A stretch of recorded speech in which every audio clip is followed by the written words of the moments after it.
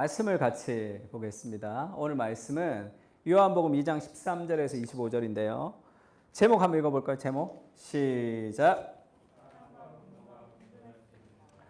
사랑과 분노가 공존할 수 있는가라는 제목으로 말씀을 좀 전할 텐데, 그 요한복음 2장 13절에서 25절인데 다 읽지는 않고 우리가 13절에서 16절까지 읽고 그 다음에 23절에서 25절까지 그렇게 읽겠습니다.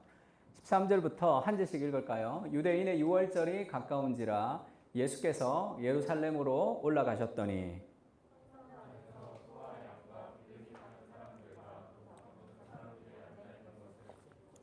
노끈으로 채찍을 만드사 양이나 소를 다 성전에서 내쫓으시고 돈 바꾸는 사람들의 돈을 쏟으시며 상을 엎으시고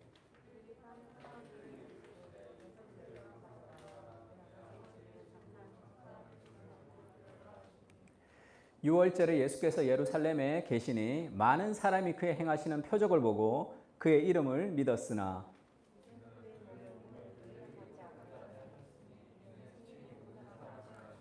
25절 같이 읽읍시다. 시작. 또 사람에게 대하여 누구의 증언도 받으실 필요가 없었으니 이는 그가 친히 사람의 속에 있는 것을 아셨음이니라. 아멘. 오늘 지금 이 본문을 가지고 한 번 더 좀 말씀을 좀 나눴으면 하는 생각이 있는데, 첫 번째는 예수님의 분노에 대해서 우리가 그것을 어떻게 생각해야 될 것인가, 사랑과 분노가 같이 공존할 수 있는가라는 그런 개념을 조금 우리가 정리하면 좋을 것 같고요. 그 다음에 두 번째는 예수님의 대인관계, 사람에 대해서 예수님이 어떻게 생각했는가. 예수님은 사람에게 의탁하지 않았습니다. 예수님 하고 막 쫓아오는 사람들한테 자기를 의탁하지 않았어요. 왜냐하면 사람 마음속에 친히 무엇이 있는 것을 아셨기 때문에. 그러니까 예수님은 사람에게 자기를 의탁하지 않았지만 그 사람을 사랑하신 거죠. 그래서 우리의 대인관계에서 우리가 계속 실패하는 이유가 무엇이냐면, 사람은 믿음의 대상이 아니라 사랑의 대상인 거죠. 그를 믿음의 대상으로 생각하기 때문에, 사람의 속에 무엇이 있는지에 대해서 명확한 이해가 부족하기 때문에 실망하거나 좌절하거나 그런 여러 가지 어려움을 겪습니다. 그래서 우리가 예수님을 통해서 우리에게 부족한 대인관계의 두 모습을 좀 살펴봤으면 하는 마음들이 있습니다.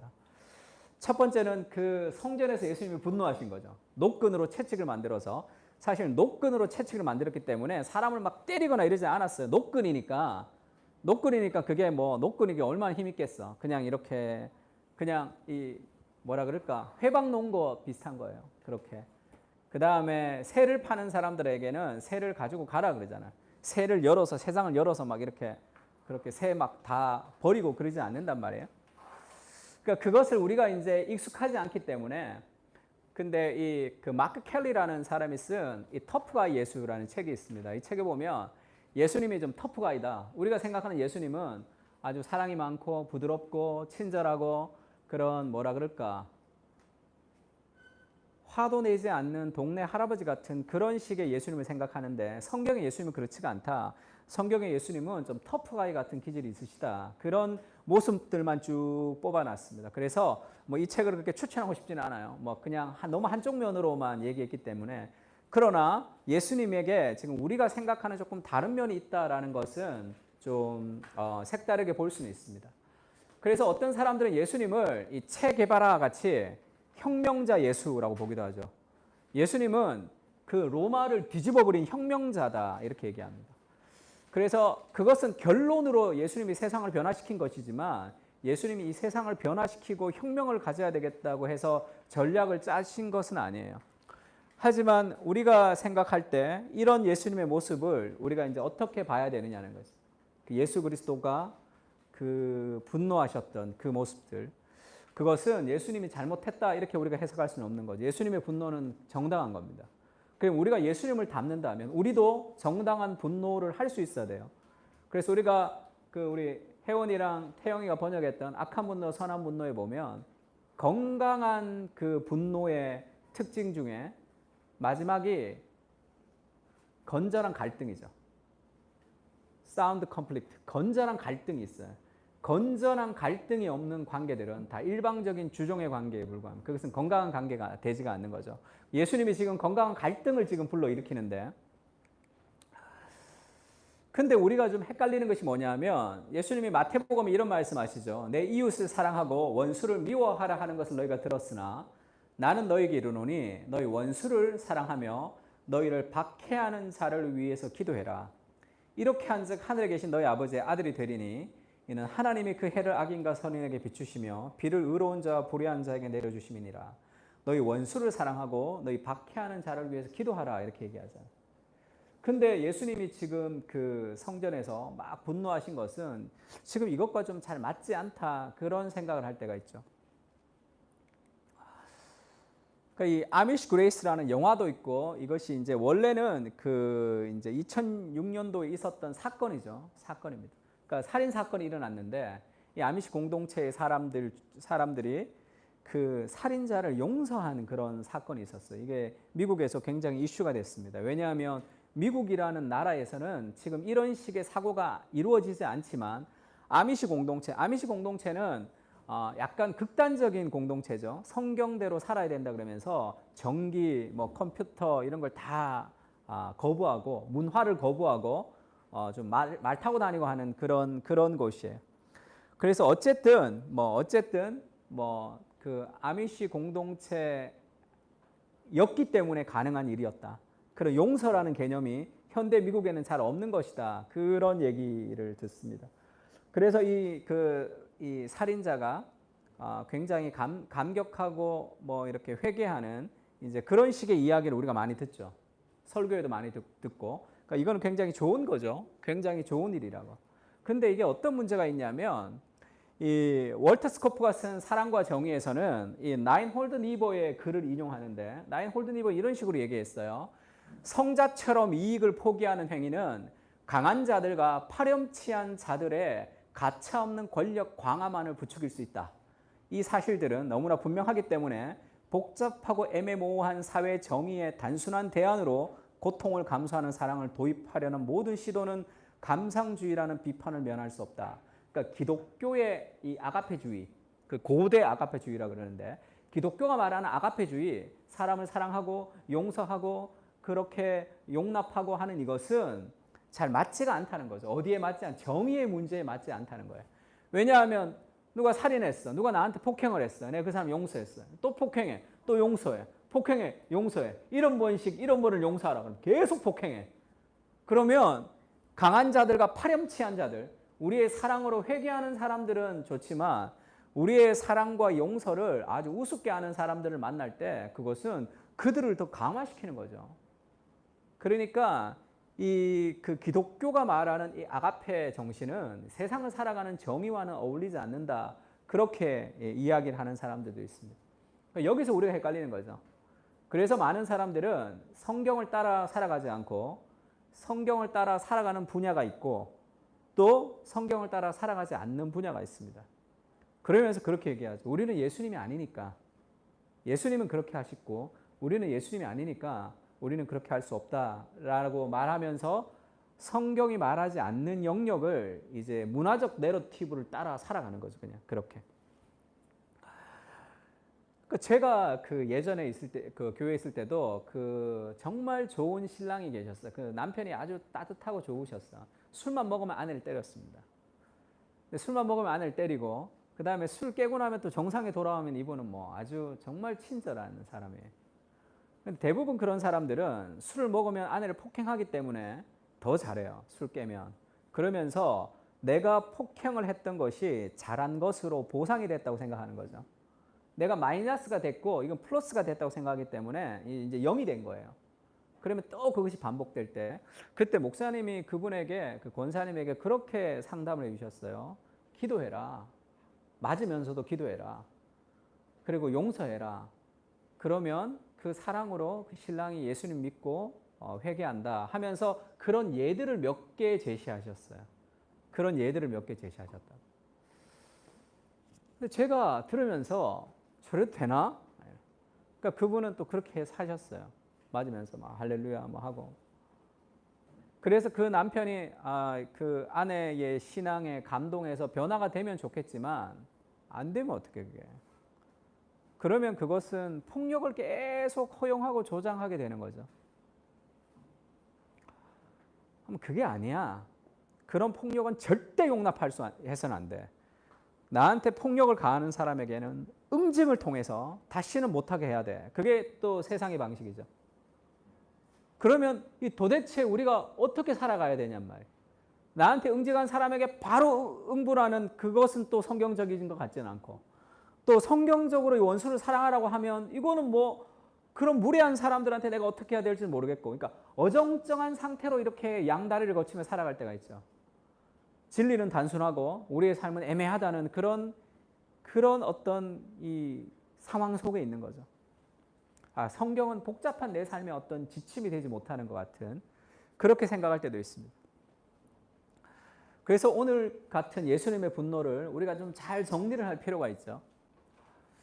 사랑과 정의가 함께 갈 수 있는가? 사랑과 분노가 함께 갈 수 있는가? 당연히 함께 갈 수 있는 거죠. 그래서 예수님의 분노는 우리가 배워야 할 그런 좋은 자질이기도 합니다. 예수님이 그렇게 얘기하죠. 성경은 두 가지로 줄일 수 있는데, 그것은 하나님, 너의 하나님을 마음과 목숨과 뜻을 다해 사랑하고, 둘째도 그와 같으니, 이게 같은 거죠. 내 이웃을 내 자신과 같이 사랑하라. 이 하나님의 사랑이 이웃 사랑으로 흘러가는 거예요. 이것이 예수님이 얘기했던 그 사랑의 핵심입니다. 그래서 내 이웃을 내 자신같이 사랑하라 하셨던 이 계명이 이게 어디서 나온지를 보면, 이게 어디서 나오죠? 내 이웃을 내 자신같이 사랑하라 하셨으니 하니까, 하셨으니라고 했으니까 이 구약에서 어디를 인용한 거죠. 어디에 나오는 말씀이에요? 기억나는 사람 있습니까?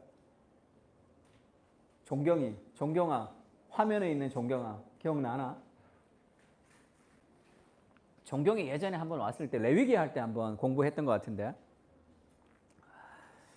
이 레위기 19장에 나오는 말씀인데, 19장 18절 한번 읽어볼까요? 원수를 갚지 말며, 시작.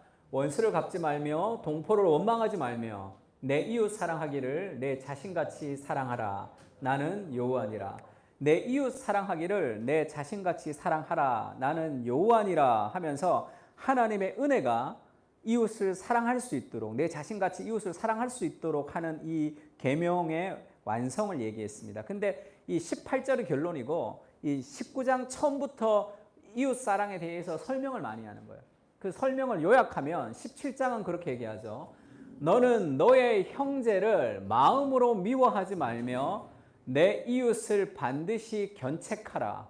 그리하면 네가 그에 대하여 죄를 담당하지 아니하리라. 이것이 이웃 사랑 안에 포함되어 있다는 거죠.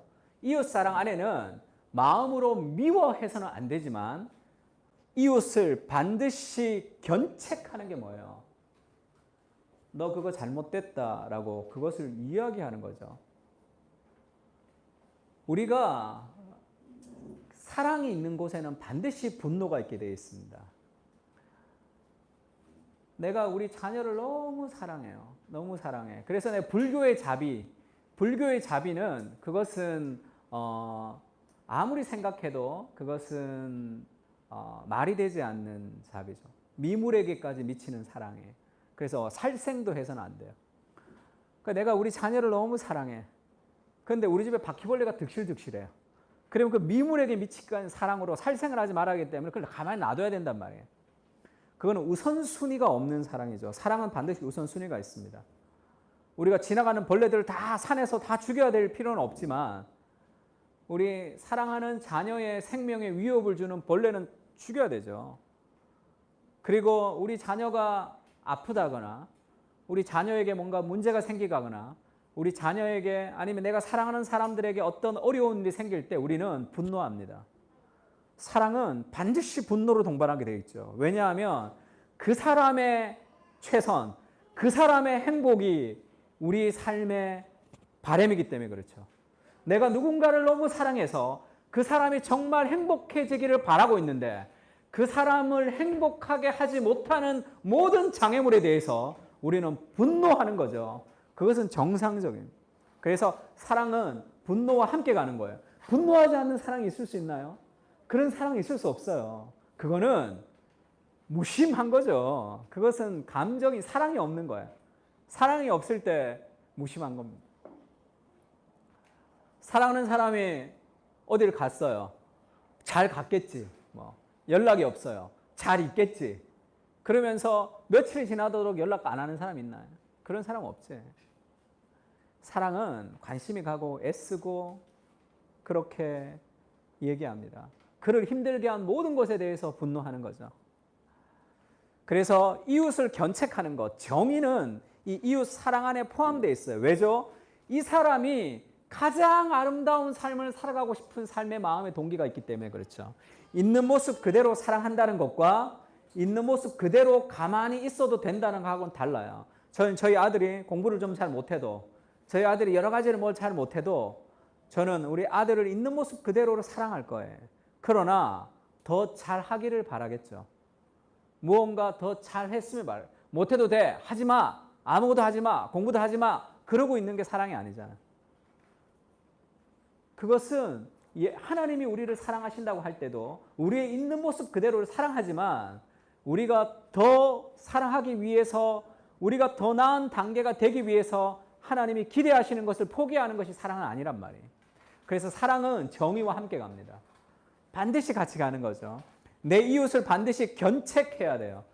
그런데 지금 여기에서 이웃의 범위가 굉장히 넓어지는데 대부분의 사람들은 이웃을 견책하지 않아요.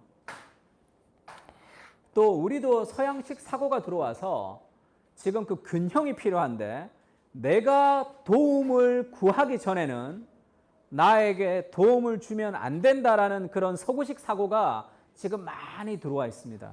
사람들 안에.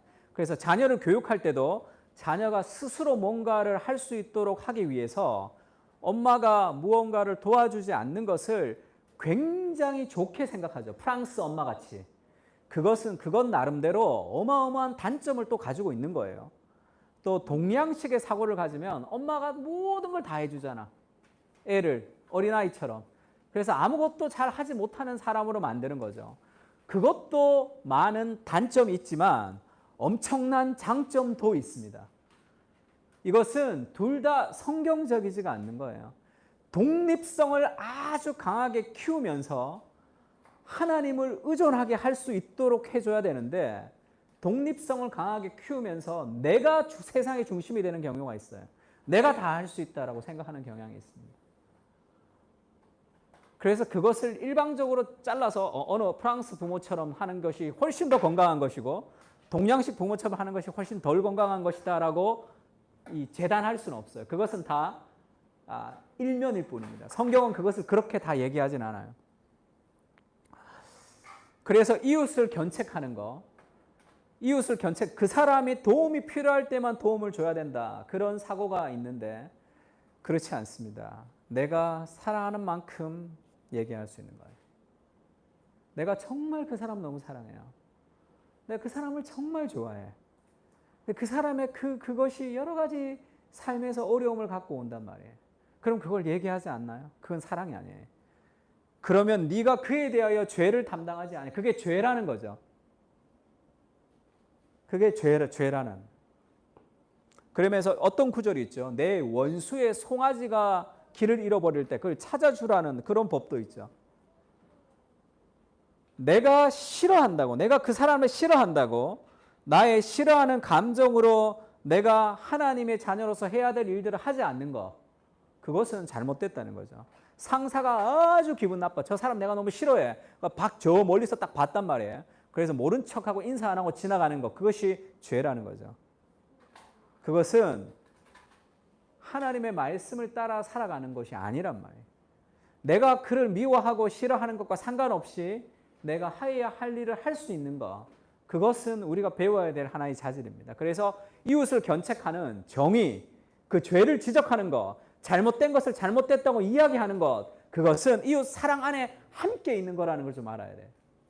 그래서 이웃을 사랑하면서 잘못을 지적할 수도 있습니다. C.S. 루이스가 그런 얘기를 하죠. 고통의 고통이라는 책에서 C.S. 루이스가 그런 얘기예요. 별 관심이 없는 사람들을 대할 때 우리는 그들의 무조건 행복하기만 바랍니다. 동네 아저씨같이 무조건 행복하기만 바라잖아. 그러나 우리의 친구와 연인과 자녀에 대해서는 엄격한 태도를 보입니다. 왜죠? 모든 허물을 용서하고 그 허물에도 불구하고 사랑할 수 있지만 그 허물을 없애주겠다는 결심을 접지는 않습니다. 이게 사랑이죠. 사랑 안에는 이것이 다 포함되어 있습니다. 우리 자녀가 병들었어요. 병들어도 우리 자녀를 사랑하지만 그걸 안 고치고 있냐고. 그렇지 않잖아. 그걸 고치기 위해 최선을 다하죠. 우리 자녀가 너무 많이 먹어. 그래서 비만이 됐어. 그래서 여러 가지 병을 갖고 있어. 그러면 걔가 막 먹을 때 내가 너 있는 모습 그대로 사랑하니까 계속 먹도록 놔두는 부모가 어디 있어요. 그런 부모가 어디 있냐고. 그건 사랑이 아니라 사랑은 정의와 함께 갈 수 있다는 거죠.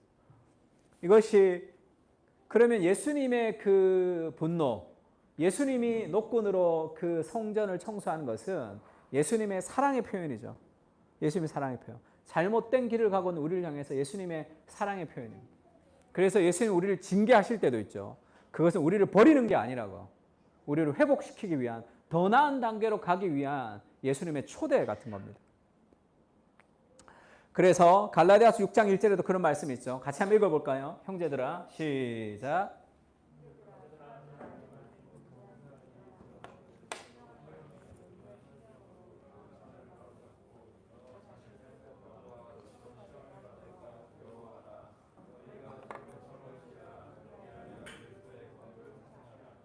형제들아 사람이 무슨 범죄한 일이 있거든 신령한 너희는 온유한 심령으로 그러한 자를 바로잡아야 되죠.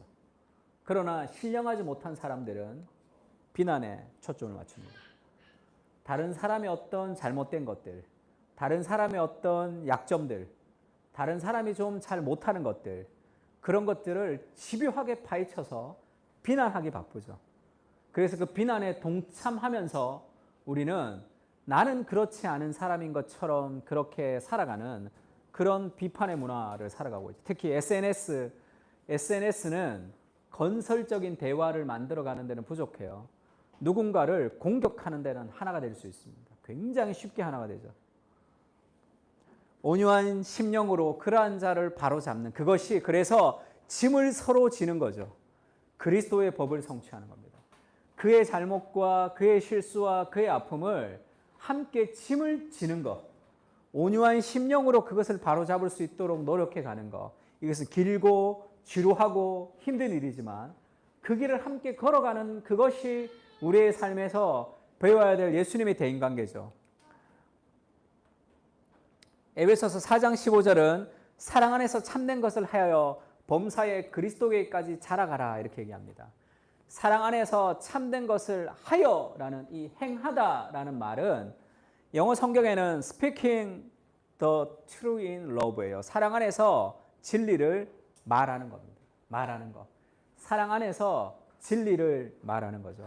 그래서 예수님은 그 성전에 들어가서 그들이 하나님의 뜻대로 살아가지 못했던 그것을 예수님은 지적하시죠. 그건 사랑 안에서 진리를 말하고 있는 겁니다. 내가 목회자로 여러분이 하나님 앞에서 잘 못 살아가고 있는데 그걸 그냥 계속 내버려 두고 다 괜찮다라고 생각하면 그건 여러분이 저에 대해서 정말 좋은 목사입니다 이렇게 얘기할 수 있겠습니까? 편한 사람이라고는 얘기할 수 있겠지만 착한 사람이라고 얘기할 수 있겠지만 사랑한다라고 얘기하지 못하겠죠. 사랑은 그것을 용납하지 않습니다. 그것을 얘기하는 그것을 만들어가는 거죠. 근데 우리의 분노와 예수님의 분노는 어떤 차이가 있냐면 우리는 누군가의 잘못을 지적하거나 사랑 안에서 진리를 얘기할 때 내 기분이 나빠서 얘기하는 경우가 많아요. 내가 기분 나쁠 때, 나한테 거슬릴 때. 그래서 우리가 그 사람에게 굉장히 공격적으로 얘기할 때가 있습니다. 공격적으로 얘기하면서 내 말이 맞기 때문이라고 주장하죠. 그 사람에게 어떻게 들릴지를 생각하지 않고 내 말이 맞기 때문이다. 그렇게 이제 계속 주장할 때가 있죠. 예수님의 분노와 우리의 분노가 다른 것은 온유한 심령으로 그러한 자를 바로잡는 거죠. 사랑 안에서 진리를 말하고 우리가 분노할 때가 있지만 그 마음 속에 그 사람에 대한 미움이나 그 사람에 대한 어떤 분노가 있어서는 안 되는 거죠. 그것을 만들었던 그 상황과 그것을 조장하는 그런 마귀와 그리고 그런 이 아픔에 대한 분노이지 그 사람 자체에 대한 분노와 미움이 있는 것은 그것은 그에 대한 적절한 반응으로서는 부족한 거죠. 그런 얘기 늘 하죠. 우리가 누군가를 징계할 수도 있습니다. 교회에서 징계할 수도 있어요. 교회에서 어떤 범죄한 사람들에 대해서 치리를 할 수가 있어요. 그것은 그 사람을 벌을 준다는 개념이 아니라 그 사람을 다시 회복시킨다는 개념으로서의 치리죠. 그러나 그를 치리하지만 그를 향한 사랑을 놓쳐서는 안 되는 거죠. 그러니까 늘 얘기합니다. 어떤 범죄를 한 사람 우리는 용서할 수 있어요. 용서하지만 그가 그 범죄한 대가로 처벌을 받는 것은 또 다른 문제죠. 그는 처벌을 받을 수 있고 처벌을 받기 위해 우리는 노력할 수 있습니다. 그러나 그 사람을 용서할 수 있는 거예요. 그에게 분노하고 이런 나쁜 새끼 반드시 죽어야 돼. 저런 사람은 반드시 어떤 큰 벌을 내야 돼. 그렇게 벌을 주는 것은 정의라고 생각하지만 그것은 정의가 아니란 말이에요. 그 안에 있는 그런 미움과 그 안에 있는 그런 분노를 제어하면서 우리는 그 사람을 향해서 벌도 할 수 있고 그 사람을 향해서 사랑 안에서 진리를 말할 수 있습니다. 그러면 우리가 그런 분노를 할 때 하나님이 우리를 향해서 분노하실 때 우리의 죄를 향해서 저놈 또 죄 지었구나라고 우리라는 인격을 향해서 분노하는 것이 아니라 우리 안에 있는 죄에 대해서 분노하죠. 마치 불치병에 걸린 어린아이를 바라보면서 그 병에 대해서 분노하는 아버지같이 우리의 죄를 향해서 분노하시는 하나님은 우리라는 죄를 지었던 우리 인간 그 자체에 대한 분노가 아니란 말이에요. 그러면 예수님의 마음 속에 있는 그 마음이 무엇이냐? 예수님이 노끈으로 채찍을 만들면서 분노하실 때 예수님의 마음 깊은 곳에 있는 그 마음을 한마디로 얘기하면 치근함, 긍휼입니다. 긍휼. 사람을 향한 긍휼, 불쌍한 마음이 있는 거예요. 사랑하는 사람들에게는 그 불쌍한 마음이 좀 있습니다. 사랑하는 사람의 실수와 사랑하는 사람들의 넘어짐과 사랑하는 사람들의 고통 속에는 우리가 그것을 아파하는 그 긍휼의 마음이 좀 필요한 거죠. 지금 탕자의 비유에 보면 탕자가 아버지에게 아주 버릇없이 얘기하죠. 아버지가 죽고 나서 해야 되는 유산을 달라 그랬어요. 아버지 죽으라는 거예요. 살아있지만 당신 내 아버지 아니야. 당신 죽은 거랑 마찬가지야. 당신 죽어서 주는 유산을 살아있을 때 달라 그랬으니까. 아버지 죽이고 재산 뺏어가는 것하고 비슷한 그런 완전한 파렴치한 행동을 지금 유대 문화에서 한 거예요. 그리고 나서 쫄딱 망해서 돌아오잖아. 그러면 꼴 좋다 이놈아. 그렇게 아버지한테 이따위로 해서 그렇게 가더니 그놈이 꼴 좋다.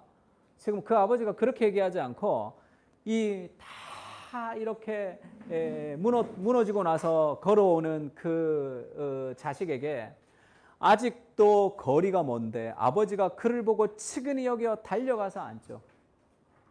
이것이 그 부모의 마음 깊은 곳에 있는 긍휼이죠. 긍휼. 우리가 사람을 대할 때도 마찬가지입니다. 우리가 누군가를 대할 때 나에게 무례하게 한 사람들 또 나에게 좀 힘들게 하는 사람들에게는 우리가 그를 응징하고 싶어하는 마음의 그런 모습이 있어요. 그것을 대가를 그 사람도 동일한 대가를 지불받아야 된다고 생각한단 말이에요. 만약에 그가 했던 범죄나 그가 했던 잘못을 그가 깨닫지 못하면 그가 그런 대가를 겪으면서 깨달을 수도 있어요. 그러나 그것은 원수 갚는 것은 하나님께 있다 이렇게 얘기했습니다. 그리고 그의 범죄가 심각한 범죄라면 우리는 절차를 밟아서 그 범죄에 대해서 응징한 심판을 내릴 수도 있습니다. 그러나 우리의 마음속에 있어야 되는 것은 긍휼이에요. 긍휼. 그래야지 이 땅에 있는 삶에서의 대인관계 속에 있는 저주가 풀린단 말이에요. 가인이 아벨을 죽였습니다.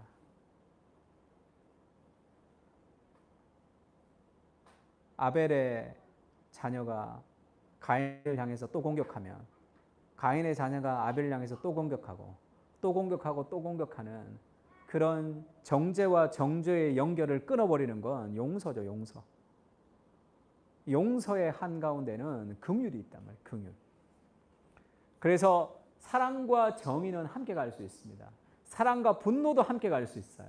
그러나 내 안에 긍휼이 있는지, 그게 사랑이죠. 내 안에 긍휼이 있을 때 우리는 사랑 안에서 진리를 말할 수 있어요. 내 안에 긍휼이 없다면 사랑 안에서 진리를 얘기하지 말아야 됩니다. 그것은 그를 향한 지적에 불과해요. 그를 향한 분노에 불과합니다. 정말로 예수님은 우리를 사랑하시기 때문에 우리의 모습이 가장 좋게 되기를 원하신단 말이에요. 그래서 긍휼한 마음으로 우리의 여러 가지들을 질책하실 때도 있죠. 책망하실 때도 있습니다. 시편 103편 13절 제가 참 좋아하는 말씀인데 아버지가 자식을 긍휼히 여김 같이 여호와께서는 자기를 경외하는 자를 긍휼히 여기시나니 이는 그가 우리의 체질을 아시며 우리가 단지 먼지뿐임을 기억하심이로다. 이전의 번역 한글 개역 한글에서는 그가 우리의 체질을 아시며 우리가 진토임을 기억하심이라. 우리가 흙에서 만들어진 존재라는 걸 안다는 거죠. 우리가 오늘도 죄짓고 내일도 죄짓고 또 죄질 때 이놈 또 죄짓냐 확 분노 가운데 하나님이 분노의 화살을 우리에게 쏘는 게 아니잖아요. 우리를 용서하시고 우리를 사랑하시면서 우리가 그 죄를 이기기를 위해서 성령께서 성령으로 우리에게 늘 도와주시지만 하나님의 마음속에 우리를 향한 긍휼이 있는 거죠. 왜냐하면 우리가 얼마나 연약한지를 아시고 우리가 이 흙에서 나온 존재인 거라. 우리가 단지 흙일 뿐임을 안다는 거죠.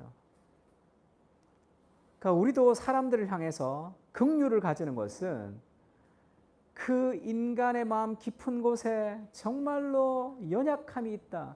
형편없는 이런 죄인이라는 그런 깊은 불쌍한 인식들, 인간이라는 존재 자체의 불쌍한 인식이 있어야지 모든 사람을 학벌과 형편과 외모와 성격으로 우리가 대하지 않고 하나님의 형상인 인간이라는 존재 자체로 우리가 그 사람을 사랑할 수 있습니다. 많은 사랑은 내가 좋아하는 사람을 사랑하고 내가 좋아하지 않는 사람을 사랑하지 않는 그것을 우리는 일반적인 진리라고 생각하죠. 성경은 그것을 요구하지 않습니다. 하나님이 우리를 그렇게 사랑하지 않았기 때문이죠. 우리가 하나님의 마음에 들었기 때문에 우리를 사랑한 것이 아니라 하나님 마음에 들지 못하는 지옥에 가야 될 죄인이고 하나님을 적대하는 그런 하나님의 보시기에 아주 형편없는 죄인이지만 하나님이 우리의 어떠함과 상관없이 우리를 사랑해 주셨기 때문에 우리가 사랑받는 자녀가 된 거죠. 그래서 그 은혜를 경험한 사람은 다른 사람을 그가 나한테 어떻게 행하는 그 행함과 그의 말과 그의 태도와 그의 어떠함과 상관없이 하나님의 형상이라는 것을 통해서 우리가 그를 존중하고 사랑할 수 있도록 하는 것, 그것이 하나님이 말하는 대인관계죠. 왜 많은 사람들이 평등해야 됩니까? 다 하나님의 형상을 가지고 있기 때문이죠. 다 하나님의 형상을 갖고 있기 때문입니다. 그러나 인간의 죄인의 특징은 끼리끼리 뭉치는 거예요. 그러면서 누군가를 비난합니다. 그러면서 자기의 정체성을 세우는 거죠. 왕따 문화가 얼마나 심각한지 여러분 지금 잘 모를 거예요. 우리 아이들이 학교에 들어가는 순간 그것은 정말로 심각하구나. 인간이라는 존재가 정말로 타락했구나. 그것을 눈뜨게 됩니다. 만약에 우리 아이가 그 피해자가 된다면 그 엄마들은 이 인간이라는 존재 자체에 대해서 굉장히 뭐라 그럴까요? 무너지는 걸 경험할 수가 있어요. 그 어린 애들이 얼마나 잔인하게 끼리끼리 뭉치는지 알아요? 조금이라도 뭔가 떨어지는 사람이 있으면 자기들끼리 연대해서 걔를 놀립니다. 다 동조해요. 대부분의 애들은 대부분 다 동조합니다. 내가 거기서 떨어지고 싶지 않고 그게 바벨탑이죠. 우리의 힘으로 우리의 조직을 만들어서 그래서 더 힘있고 권력있고 더 잘난 사람들은 끼리끼리 뭉치는 그런 문화를 가지고 살아가는 거죠. 교회 안에서도 마찬가지입니다. 교회 안에서도 같이 골프 치러 다니는 사람들은 다 좀 돈 좀 있는 사람들, 좀 어느 정도 있는 사람들 끼리끼리 뭉쳐서 교회 안에서도 그들의 문화를 만들어가는 것이. 그것은 복음의 정신하고는 좀 다른 거예요. 사람을 있는 모습 그대로 사랑하고 이해하고 받아줄 수 있는 유일한 곳, 그것이 교회죠. 그것이 교회입니다.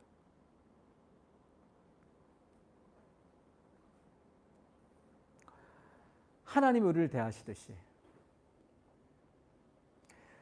그러면 그렇게 하려면 우리가 인간에 대해서 깊이 이해해야 되는데 예수님의 인간 이해를 우리는 좀 배울 필요가 있습니다. 예수님이 그렇게 말씀하시죠.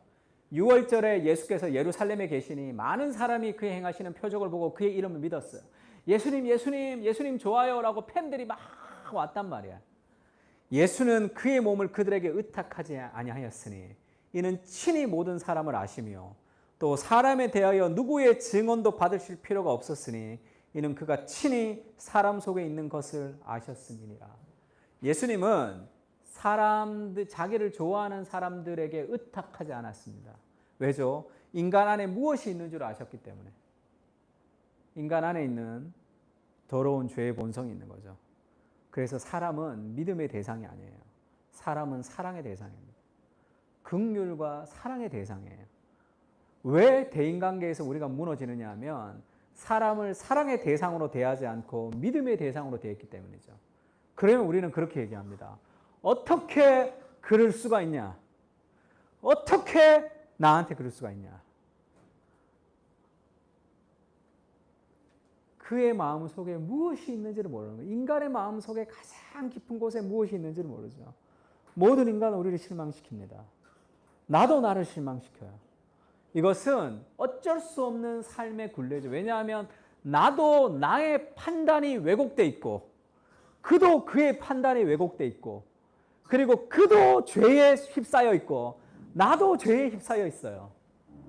그러니까 우리의 삶 속에서 끊임없는 갈등이 일어난다는 것은 정상적인 것이죠. 그래서 존 스토트가 기독교의 기본 진리에서 그렇게 얘기하죠. 죄의 세 가지 결과가 있는데 첫 번째 하나님과 우리를 멀어지게 있고 두 번째 자기 자신으로 멀어지게 있고 세 번째는 이웃과 멀어지게 한 거죠. 하나님과 멀어진 것은 그리스도의 죽으심으로 하나님과 회복되었고 자기 자신과 멀어진 것은 내 안에 성령께서 오심으로 우리를 정체성을 통합시켰고 이웃과의 갈등은 그리스도의 교회를 통해서 하나님을 회복하신다는 거죠. 그게 무슨 말이에요? 그리스도의 교회는 사람을 있는 모습 그대로 사랑하는 공동체거든요. 그것을 통해 이웃과의 갈등, 다른 사람과의 갈등을 회복시키는 것, 그것이 교회죠. 그리스도의 죽으심, 그리스도의 영, 그리스도의 교회, 그 그리스도께서 우리에게 행하신 것을 통해서 우리를 구원하신다는 거예요. 그리스도의 죽음으로 우리가 하나님의 자녀가 됐다는 것을 기뻐합니다. 그리스도의 영으로 내 안에 정체성을 회복했다는 것도 기뻐해요. 그러나 내가 싫어하는 사람을 사랑하는 그리스도의 교회의 공동체까지는 내가 나가고 싶지 않은 그런 아주 개인주의적인 그런 삶을 우리는 살아가고 있습니다. 그들에게 의탁하지 않는, 그들을 신뢰하지 않지만, 그들을 믿지 않지만 우리는 그를 사랑의 대상인 거죠. 그래서 누군가를 너무 대단하게 생각하는 것도 그것도 어린 심령일 뿐이에요. 그것은 아이돌 애들이 막 그렇게 생각하듯이. 그래서 아주 유명한 목사님들 만나면 아주 대단할 것처럼 생각하면 다 실망합니다. 그래서 어디 유명한 목사님들 밑에 있는 부교육자들 만나면 다 우리 목사님 존경한다는 사람은 거의 없어요. 다 욕합니다. 근데 저는 그 목사님들도 좀 안 그랬으면 좋겠다는 마음도 있지만 유명해지면서 뭔가 좀 안 좋은 것도 있겠지만 그 부목사들도 안 그랬으면 좋겠다는 마음이 있어요. 인간은 다 비슷비슷해요. 내가 그 자리에 가면 그보다 더 잘하지 않는단 말이에요. 다 문제가 있다면 다 비난해. 그러니까 누군가를 전적으로 추종하는 것, 그거 다 우상이죠. 우상 숭배입니다. 정치도 마찬가지예요. 정치가 우상이 되는 이유는 뭐죠? 나와 상대 정당이 하는 얘기는 다 틀렸어. 우리 정당이 하는 얘기는 다 맞아. 그건 정치가 우상이 된 거예요, 이미. 어떻게 성경적이지 않은 거죠. 어떤 정당이든 다 성경적일 수는 없어요. 다 이것이 좋으면 이것이 안 좋고 이것이 좋으면 저것이 안 좋습니다. 어떤 거 하나도 안 좋은 게 다 있을 수 있어. 다 요즘은 그런 시대를 살아가죠. 극단적 비난주의 속에서 살아갑니다. 그래서 이 포스트 트루 시대라 그러죠. 진리의 탈진리. 그러면 내가 속하는 곳이 무조건 맞는 거예요. 우리도 부안해동에서 그런 시대를 살아가죠. 그렇지가 않고 사람 안에 있는 것이 무엇인지를 봐야 돼요. 그래서 우리가 그 사람 안에 있는 아주 형편없는 사람, 우리가 볼 때 정말 이 저 사람은 인간 말종이야라고 있는 사람도 우리가 포기해서는 안 되는 이유가 뭐죠? 그 사람 안에 하나님의 형상이 있단 말이에요. 그래서 프란시스 셰퍼가 그렇게 얘기했죠. 일반 은총은 두 가지가 같이 있는데 아주 죄악된 것 속에서도 하나님의 선이 있고 아주 선한 교회의 일 속에서도 악이 함께 섞여 있는 거죠. 교회에서 했던 행사가 너무 은혜롭게 집회가 끝났다고 해서 100% 선하냐? 그렇지가 않잖아요. 인간의 악한 마음이 그 속에 있을 수 있잖아요. 아, 내가 잘했구나. 이런 생각이 들면 그거는 또 잘못된 거잖아요. 100% 선이란 건 없어요. 어떤 선한 영역에서도 악한 부분이 있을 수 있는 것이고 어떤 악한 부분에 있어서도 선이 있을 수 있단 말이에요. 100% 악한 건 없습니다. 어느 목사님이 저한테 그런 얘기 하더라고요. 고 목사, 2%가 중요해. 그렇게 얘기하더라고요. 사람들은 49%인데 그 사람을 빵이라고 0이라고 생각하고 이 사람은 51%밖에 안 되는데 이 사람은 100이라고 생각한다는 거예요.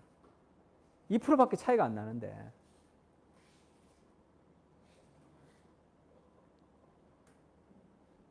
그럼 오카르 목사님 굉장히 사람들 존경하고도 저도 존경하지만 추종하는 것은 말이 안 되죠. 목사님이 약점이 얼마나 많은지 몰라요.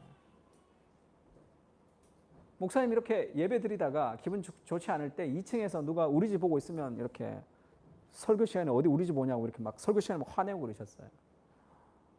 그거를 막 어떻게 목사가 화내냐 이렇게 생각하지도 않죠, 우리가. 아, 목사님 오늘 좀 안 좋으신가 보다. 그렇게 생각하죠. 그거는 평소에 그의 삶의 어떤 열매이기도 하지만 100% 그런 사람이 어디 있습니까?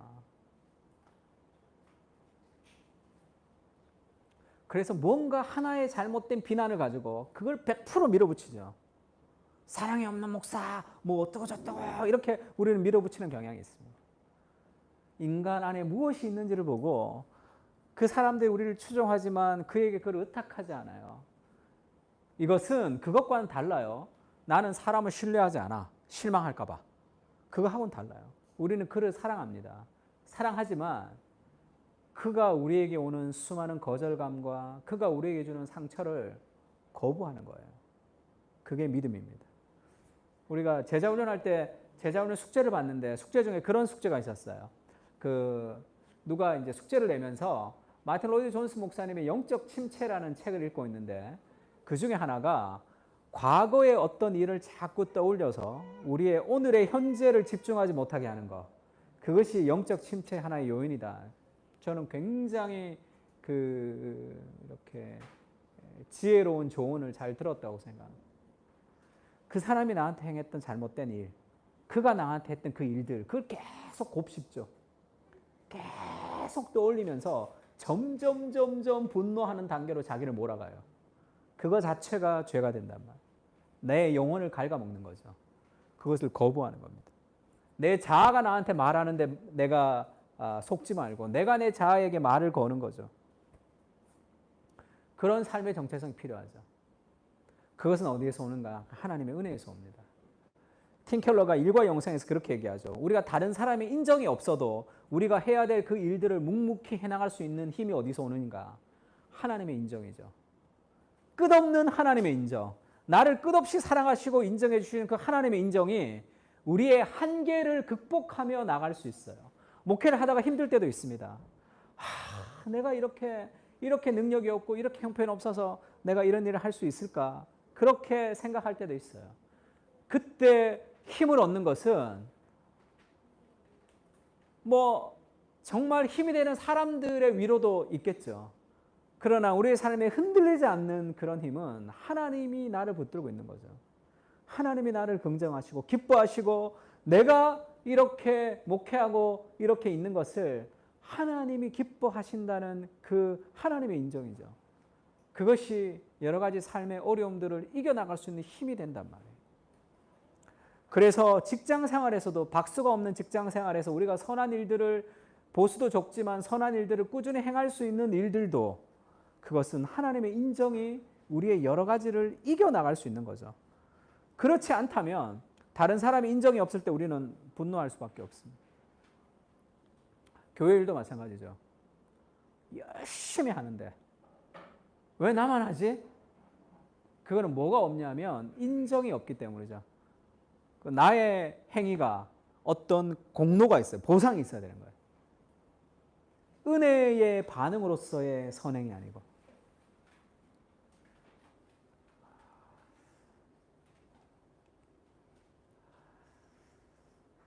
제가 그 이찬수 목사님 방에 이제 갈 때가 많은데 그러면 이게 거기 붙어 있어요. 덜 논리적이면서 더 사랑하라. 제가 늘 봤지만 저는 관심이 없었습니다.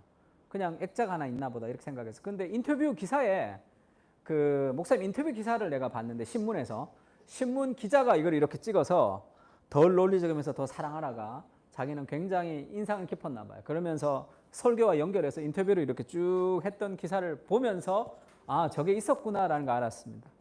덜 논리적이면서 더 사랑하는 거죠. 그러니까 긍휼이 있는 거예요. 긍휼은 사실 사랑은 합리적이지가 않잖아요. 사랑은 합리적이지가 않습니다. 1대1의 관계가 기브앤테이크가 아니에요.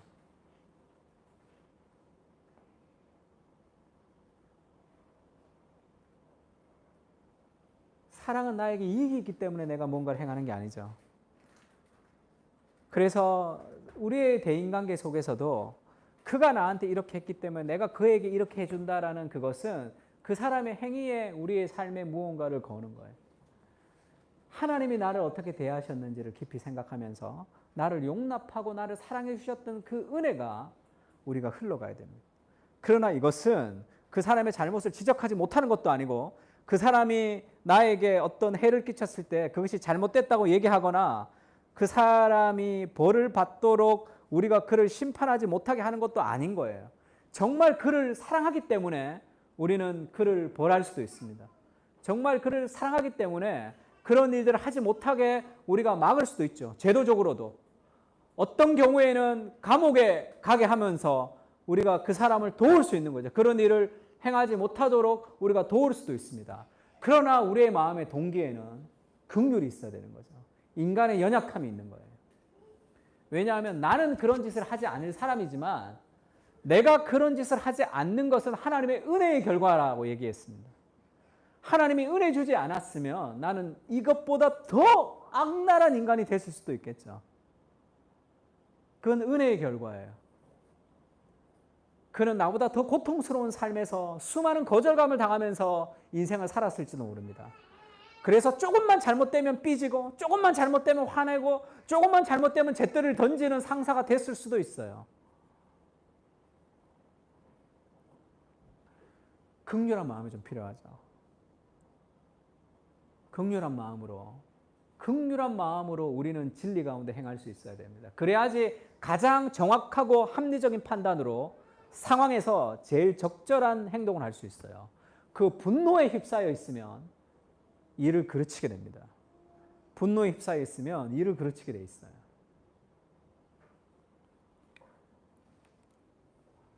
너를 박해하는 자를 축복하고 저주하지 말라. 즐거워하는 자들과 함께 즐거워하고 우는 자들과 함께하라. 아무도 악을 악으로 갚지 말고 모든 사람에게 선한 일을 도모하라. 이렇게 얘기해서 그러면 우리가 악한 행동을 그냥 참고 있어야 됩니까? 그게 아니라 그랬죠. 할 수 있거든 모든 사람과 더불어 화목하라. 이것이 우리의 정신이에요. 우리의 직장 생활에서 우리의 가정 생활에서 우리가 사회에 나가면서 할 수 있거든 모든 사람과 더불어 화목한 거. 이것이 우리의 정신입니다.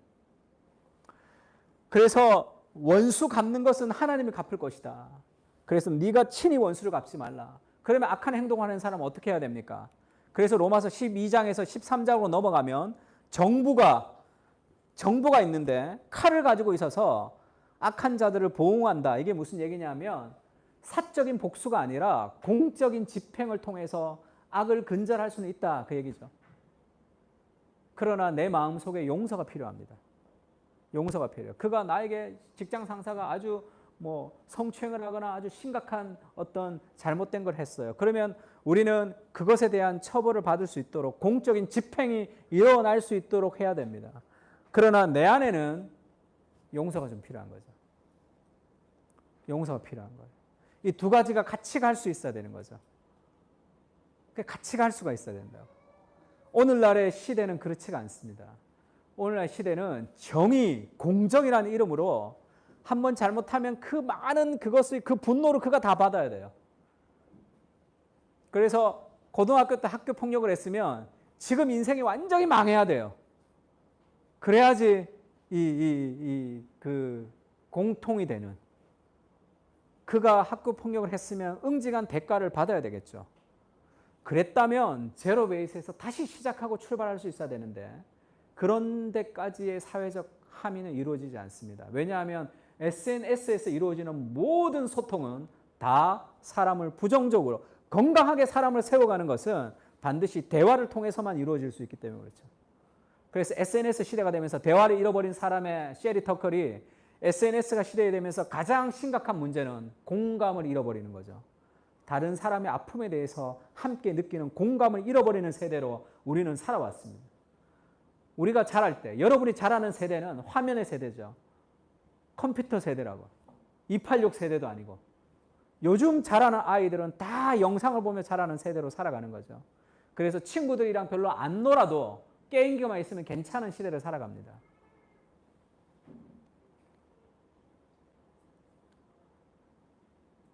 그래서 중학교 애들 데리고 어디 여행 가봐. 그 아름다운 경치가 있는데 차에서 음악만 듣고 싶어요.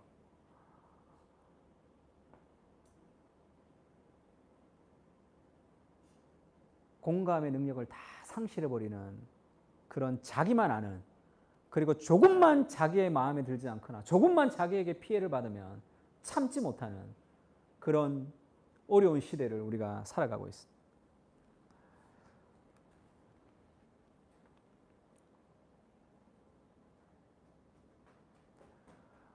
분을 내어도 죄를 짓지 말며 해가 지도록 분을 품지 말고. 우리가 분노할 수 있습니다. 그러나 해가 지도록 분을 품지 말고 마귀에게 틈을 주지 말고. 그걸 계속 분노로 붙들고 있는 것은 마귀에게 우리의 영혼을 내어주는 거예요. 그러면서 무릇 더러운 말은 너희 입 밖에도 내지 말고 덕을 세우는 데 소용한 대로 선한 말을 하여 듣는 자들에게 은혜를 끼치게 하라. 에베소서 4장 32절 같이 한번 읽을까요? 시작. 서로 친절하게 하며 불쌍히 여기며 서로 용서하기를 하나님이 그리스도 안에서 너희를 용서하신 같이 하라. 하나님이 그리스도 안에서 너희를 용서하신 같이 하라는 거예요. 제가 예전에 정말로 신뢰하고 따랐던 저희 리더가 한 분 있었어요. 그분은 선교단체 리더였는데 아주 강한 제자 훈련을 받았어요. 그래서 아주 강하게 훈련했습니다. 그러니까 그거는 좀 마음에 들지 않았지만 그래도 그분에게 복음을 내가 경험했고 그분에게 제자 훈련을 처음 배웠기 때문에 그분을 굉장히 존경했어요. 근데 부모님도 원수. 그러니까 이 성격이 뭐 차 타고 가다가 교회 MT 가다가 앞에 차가 좀 잘못하면 내려서 그 운전사 내리라 그래서 싸워야 되는 그런 목사님이셨어요. 그러니까 그게 좀 안타까웠어 나는. 그러나 설교도 아주 잘하셨고 뭐 기도도 많이 하셨고 그러셨어요. 근데 그 삶의 그 상처를 극복하지는 못했단 말이에요. 그러면서 이제 그것이 어디 가나요? 그러니까 내가 그렇게 자기를 따랐는데 그래서 내가 그 사람이 너무 뭐가 났기 때문에 내가 함께 좀 둥글둥글하면 우리가 팀으로 하면 사역을 잘할 수 있겠다 해서 그렇게 내가 참고 견뎌줬는데 결국 그 화살이 나한테까지도 왔어요. 결국 이렇게 교회를 떠나게 됐습니다. 너무 힘들었어요. 그 용납할 수가 없었어요. 그 사람에 대해서. 한 4개월을 인간이 싫은 거야. 인간이라는 자체가 싫었어요. 그러니까 나는 도저히 목회를 못하겠구나. 이제 인간이라는 게 정이 떨어졌어. 인간이라는 자체. 그리고 함께 있었던 사람들이 그와의 갈등 속에서 나에 대해서 이제 뭐 리더와 갈등이 있었으니까 이제 그쪽에 있는 사람들 다 이제 나에 대해서 마음은 있었지만 연락을 못하는 인간이라는 자체가 덧없었어요. 마음도 주고 정도 주고 온갖 사랑을 다 주는 공동체를 만들고 싶었는데 한 2개월을 아무것도 못 하겠더라고. 그러니까 탈진 상태죠. 우울증 같은. 아침에 침대에 누워서 TV를 틀면 저녁에 동해물과 백두산이 지지직 할 때까지 그냥 누워 있는 거예요. 좀 일어나서 뭐 좀 먹고 누워 있고. 그러니까 뭐 아무것도 못 하고 그냥 누워 있는 거야. 지지직 하는데 그걸 끄지를 못하겠더라고. 그렇게 몇 달 누워 있었어요. 인간이라는 자체가 싫었어요. 저희 아내랑 연애할 때인데 저희 아내가 굉장히 힘들었어요. 늘 저를 찾아와서 기도해주고 격려해주고 있습니다. 그러다가 시간이 좀 지나서 내가 좀 회복이 되면서 아 이제 좀 목회를 할 수 있겠구나 해서 간 곳이 부천에 있었던 그 청년부. 원석이, 지선이 그때 거기에서 처음 만났는데. 그래서 걔들을 처음 데리고 우리 인선이 생일날 1월 며칠이라 내가 부임하자 며칠 안 돼서 MT 이제 산으로 갔어요. MT 가면서 봉고 타고 가면서 우리 아내한테 그때는 연애할 때는 전화를 했더니 우리 아내가 이제 그렇게 이제 사람들과 함께 어디를 가는 것을 기뻐하는 모습이 이제 당시 모습을 좀 찾은 것 같다. 그렇게 굉장히 기뻐했던 기억도 있어요. 그래서 그 분에 대해서 계속 분노가 있었어요. 그건 잘못됐어. 그 교회는 잘못됐어. 또 나한테 이렇게 했기 때문에. 망하기를 바랬어요. 근데 정말 망했습니다. 정말 망하고 그 목사님은 여러 가지 범죄들로 인해서 정말 어려운 현실, 목회를 다시 못하는 그런 현실이 됐다는 얘기를 제가 전해 들었습니다.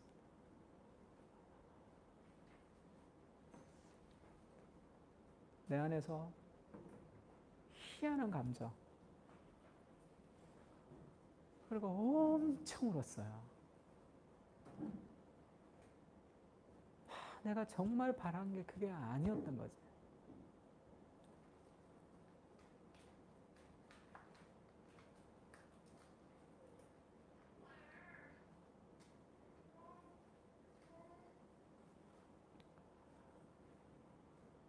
내가 왜 그런 마음을 계속 가지고 있었을까? 내가 받았던 피해가 있기 때문에 그런 거겠죠. 하나님이 기뻐하지 않았던 것이고. 그를 용서하며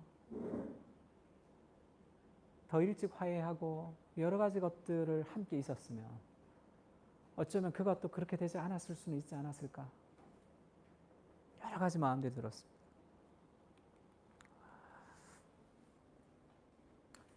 사도 바울이 고린도 교회에 분쟁이 있다는 것에 대해서 너무 이렇게 화를 많이 내죠. 너무 안타까워하죠. 아직도 육신에 속한 자로다. 왜 그렇게 분쟁이 있느냐? 왜 분쟁이 있죠? 그 사람이 마음에 안 드니까 분쟁이 있는 거잖아.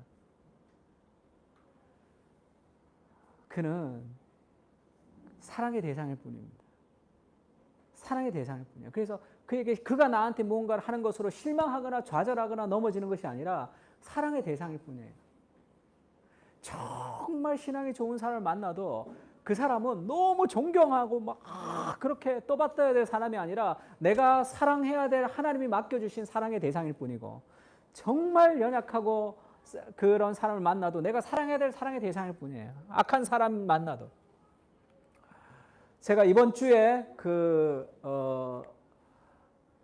TGC 칼럼을 하나 썼는데, 다원주의 사회에서 어떻게 복음을 전할 것인가 라는 글을 썼는데, 팀 켈러의 그 Uncommon Ground라는 그 책에 거기에서 팀 켈러가 얘기하는 것들을 가지고 다원주의 사회에서 믿지 않는 사람들과 어떻게 우리가 대해야 되는가에 대해서 썼습니다. 첫 번째는 이 교만이죠. 교만은 우리를 사람을 가릅니다. 내가 좋아하는 사람, 맞는 사람. 우리는 겸손으로 사람을 대해야 된다. 겸손하게. 나보다 남을 낮게 여기면서. 그 다음에 비관이라는 것이 뭐냐면 저 인간은 안 돼. 우리는 소망 가운데 가져야 돼. 왜냐하면 사도 바울 같은 사람도 하나님 변화시키잖아요. 하나님에게 버림받은 사람, 하나님이 저 인간은 안 되라고 포기하는 사람은 없기 때문에 우리가 소망 가운데 그 사람을 대해야 된다. 그리고 무관심. 저 사람 싫으니까 내가 무관심하는 거. 그것도 악인과 선인에게 골고루 사랑을 베푸시는 하나님의 사랑으로 우리가 그를 관용하며 살아야 된다. 그 다음에 두려움, 거절당한 두려움이죠. 그에게 다가갈 때 그가 나를 거절하는 그 거절의 두려움을 우리는 용기를 가지면서 이 네 가지 자질을 통해서 우리가 사람들과 함께 우리가 관계를 맺고 살아가야 된다. 그것이 다원주의 사회에서 우리가 복음을 전할 수 있는 방식이다, 이렇게 얘기했습니다. 이 네 가지 자질을 그럼 어떻게 기를 수 있는가? 팀 켈러는 한 가지를 얘기해요. 복음입니다. 복음. 이런 자질들은 오직 복음으로부터 우리에게 온다는 거죠. 내가 은혜로 구원을 받았기 때문에 우리는 겸손할 수 있는 거죠. 내가 아무것도 아닌 나를 하나님께서 구원하셔서 내가 저 사람보다 더 나은 것이 있다면 하나님의 은혜의 결과이기 때문에 우리는 누군가보다 더 나은 것으로 교만하게 그 사람을 대할 수 없습니다. 그리고 인내와 소망도 마찬가지죠. 그 인간을 하나님이 나를 포기하셨다면, 하나님이 나를 구원하지 않았다면 지금의 나는 없는 거겠죠. 그러나 하나님이 나를 포기하지 않고 끝없이 사랑하시고 지금도 부족하지만 하나님이 나를 포기하지 않고 사랑하시기 때문에 우리가 지금 이렇게 있는 거죠. 그래서 우리가 싫어하는 사람들을 포기하지 않을 수 있는 거죠. 그리고 그에게 말하고 싶지 않아서 무관심하면서 살아가는 것도 하나님이 우리에게 주신, 하나님이 악인과 선인에게 골고루 비를 내려주시는 그 하나님의 관용을 우리가 경험하기 때문에 우리가 싫고 우리가 감정적으로 좋아하지 않는 사람에게 우리는 더 다가가서 이야기를 걸어줄 수도 있습니다. 그 다음에 사람들에게 있는 두려움도 마찬가지죠. 그리스도의 끝없는 사랑이 우리에게 있기 때문에 사람이 우리에게 주는 그런 실망과 상처들은 그리스도의 은혜로 우리가 다 극복할 수 있습니다. 그래서 우리의 대인관계 속에 어떤 부정적인 마음들이 있다면 그것은 하나님 앞에 기도하면서 가져가야 돼요. 그러면서 그 하나님의 은혜를 부어달라고, 그 사람을 사랑하게 해달라고 기도할 필요는 없는 것 같고요. 내가 받은 은혜가 얼마나 큰지에 대해서 기도하는 것도 좋습니다. 그 풍성함을 누리면서 우리는 사람에 대한 그런 여러 가지 것들을 해소하며 건강한 방식으로 분노할 수도 있고 건강한 방식으로 그를 용서할 수도 있습니다. 이것이 성경에서 얘기하는 우리가 배워야 될 삶의 대인관계의 원리라고 생각합니다. 우리 말씀을 좀 생각하면서 우리 오늘 찬양 좀 하면 좋을 것 같은데, 찬양 가사가 제가 참 좋아하는데요. 보소서 주님 나의 마음을, 선한 것 하나 없습니다. 그러나 내 모든 것 주께 드립니다. 사랑으로 안으시고 날 새롭게 하소서. 내가 선한 거 없지만 주님 나를 받아주십시오. 왜 이렇게 고백하냐 하면 나의 행위로 나를 받으시지 않고 나의 있는 모습 그대로 나를 사랑하시는 하나님의 사랑을 알기 때문이죠. 주님의 마음을 내게 주십시오. 내 아버지 주님의 마음을 내게 부어주십시오. 나를 향하신 주님의 뜻이 이루어지도록 주님의 마음을 내게 부어주십시오. 내게 사랑을 가르쳐 주십시오. 왜 그렇죠? 내 사랑이 없으니까. 당신의 마음으로 용서하게 하소서. 내 힘으로 용서가 안 되는 것을.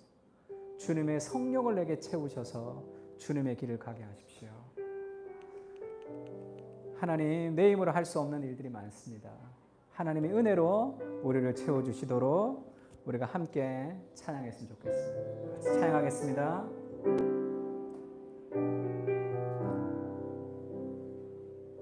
나의 마음을 선한 것 하나 없습니다. 선한 것 하나 없습니다. 그러나 내 모든 것, 그러나 내 모든 것 주께 드립니다. 사랑으로 안으시고 날 새롭게 하소서. 보소서 주님, 보소서 주님, 나의 마음을 선한 것 하나 없습니다.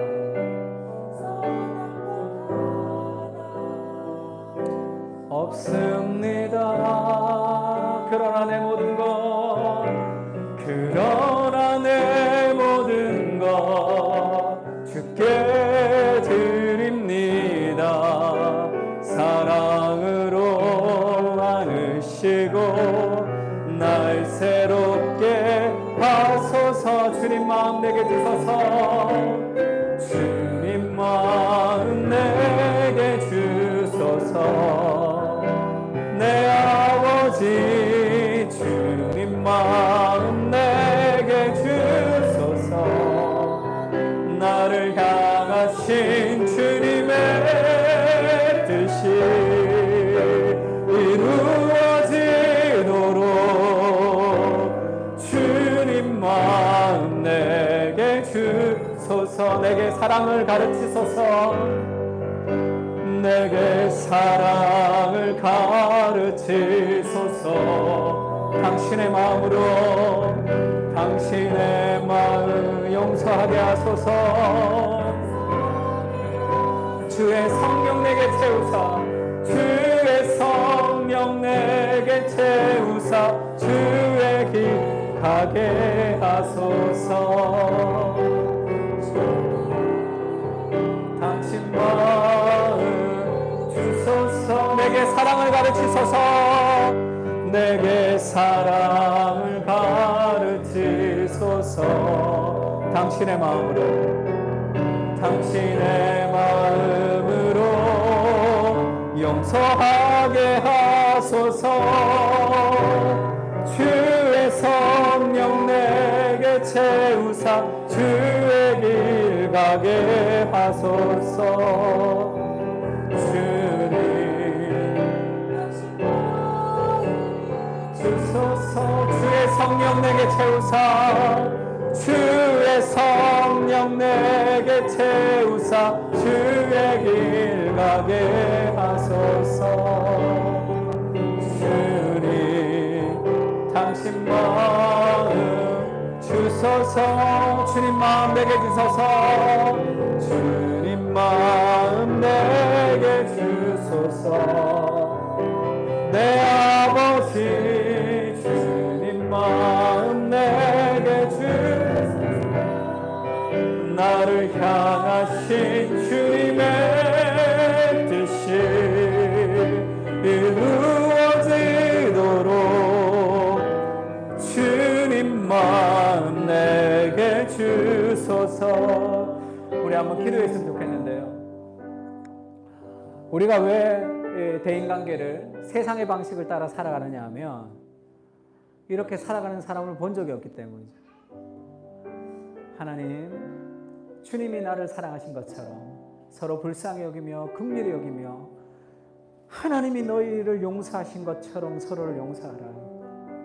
하나님이 나를 얼마나 사랑하셨는지 형편없는 나를 용납하시고 인내하신 그 하나님의 사랑을 좀 깊이 경험할 수 있도록 그리스도의 십자가를 통해서 우리를 사랑하셨던 죄인을 위해서 원수를 위해서 목숨을 버리시는 하나님의 사랑을 깊이 깨닫고 조금만 자존심에도 견딜 수 없는 우리를 용서해 주시고 사랑을 배우게 사랑을 가르치게 그 하나님의 성령을 우리에게 부어달라고 긍휼의 마음을 부어달라고 우리 다 같이 한번 기도했으면 좋겠습니다.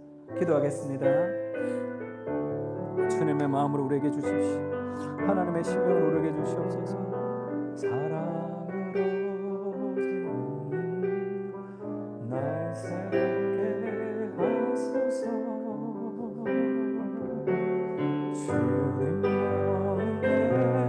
주님 마음 내게 주소서.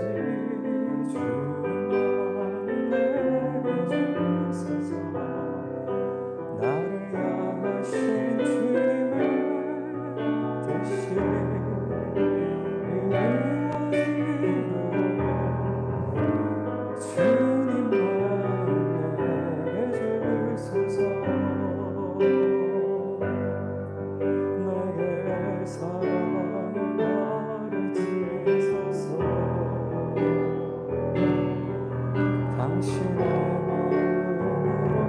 당신의 용서하게 하소서. 주의 성령 내게 채우사 주의 길 가게 하소서. 주님 당신 마음 주소서.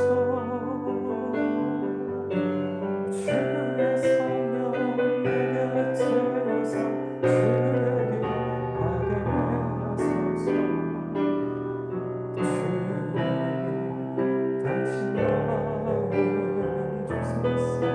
주님 마음 내게 주소서. 주님 마음 내게 주소서. 내 아버지 주님 마음 내게 주소서. 나를 향하신 주님의 뜻이 이루어지도록 주님 마음 내게 주소서. 내게 사랑을 가르치소서. 내게 사랑을 가르치소서. 당신의 마음으로 용서하게 하소서. 주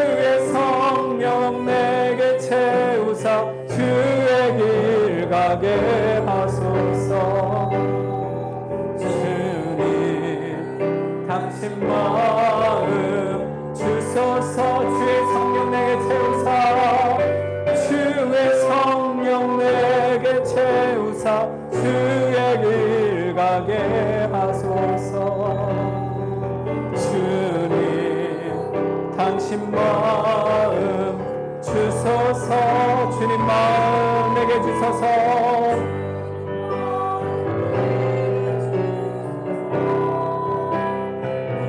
주님 마음 내게 주소서. 내게 주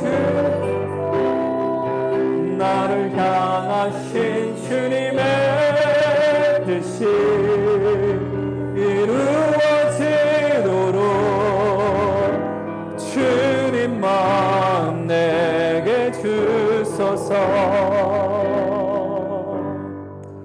하나님, 나를 향하신 주님의 뜻을 이루어질 수 있도록 주님 도와주십시오. 그것을 이루지 못하도록 나를 발목 잡고 있는 수많은 관계의 문제들, 주님, 우리가 누군가를 용서하는 것으로, 사랑 안에서 진리를 말하지 못함으로 우리가 관계를 의존적으로 되지 않게 해주시고, 또 우리의 분노를 쏟아내는 것으로 누군가를 고치려고 하는 정죄의 화살을 멈추게 하시고, 건강한 긍휼의 마음을 가지고 가장 적절한 하나님이 그에게 원하시는 것을 행할 수 있도록, 우리가 누군가에게 행하는 모든 행함은 그 사람을 향한 사랑의 동기와 그를 향한 최선이 될 수 있도록 주님 도와주시옵소서. 나의 감정과 나의 어떠함이 아니라 하나님의 무엇을 쫓아갈 수 있는 우리가 될 수 있도록 주님 도와주십시오. 내게 사랑이 없습니다. 주님 마음을 내게 부어주시고, 주님의 성령께서 우리를 깨닫게 해주셔서 내가 얼마나 사랑받는 존재인지, 내가 얼마나 하나님의 기쁨이 된 존재인지, 내가 허물과 죄로 죽을 수밖에 없었던 존재인지를 깊이 깨닫게 하셔서 주님이 나를 사랑하신 그 사랑으로 사람들을 사랑할 수 있도록 주님 우리에게 은혜를 부어 주시옵소서. 이제는 우리 주 예수 그리스도의 은혜와 하나님의 사랑과 성령님의 은사가 이 시간에 예수 그리스도처럼 우리의 삶에 사람을 믿음의 대상이 아닌 사랑의 대상으로 사람을 사랑하고 가장 적절한 방식으로 사랑하기를 다짐하고 돌아가는 사랑하는 그 사랑교회 교인들과 하나님의 백성들 머리 위에 이제로부터 영원까지 함께 계실지어다. 아멘.